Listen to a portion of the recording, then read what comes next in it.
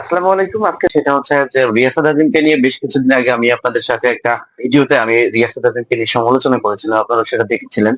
অনেকের অনেক রকম মতামত ছিল। যাই হোক আমি কমেন্টস গুলো আপনাদেরকে আমার ডিসপ্লের পাশে শো করাবো। দেখাবো যে কে কিভাবে কি আচরণ করছে এটা আপনারা দেখতে পাবেন। আমাকে নিয়ে অনেক গালিগালাজ বা অকথ্য ভাষায় কথা বলা হয়েছে যে রিয়াসাত আজিম সঠিক সময়ে সঠিক কথা বলে একটা নিবেদিত প্রাণ ক্রিকেটের ক্ষেত্রে। কিন্তু সে দিনকে রাত, রাতকে দিন এটা করে থাকে কিন্তু আমরা সবাই জানি। ইতিমধ্যে আমি ভিডিওতে কিন্তু প্রমাণ করেছি। এছাড়াও আপনারা যদি চান যে না আরো অন্যভাবে প্রমাণ করতে হবে, অবশ্যই সেজন্যই আজকে আসছি নতুনভাবে নতুন উদ্যমে আমি যাহাতে রিয়াসাত আজিমের বিষয়টা সম্পূর্ণ ক্লিয়ার করতে পারি।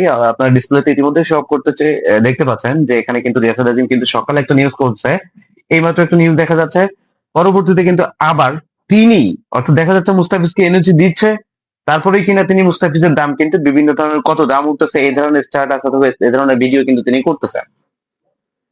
আমার কথা হচ্ছে যদি এনওসি না দিয়েই থাকে, তুই জানো যে এনওসি দিবে না, তো সেক্ষেত্রে কেন তুমি তাহলে এই ভিডিও গুলো করতেছো?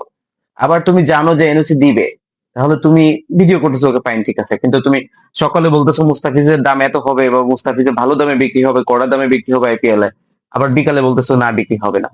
এটা কোন ধরনের নিউজ? আমি আপনাদেরকে ডিসপ্লের পাশে দেখাবো, আপনারা দেখতে পাবেন। এখানে আমি সাইড স্ক্রিনে দেখাচ্ছি।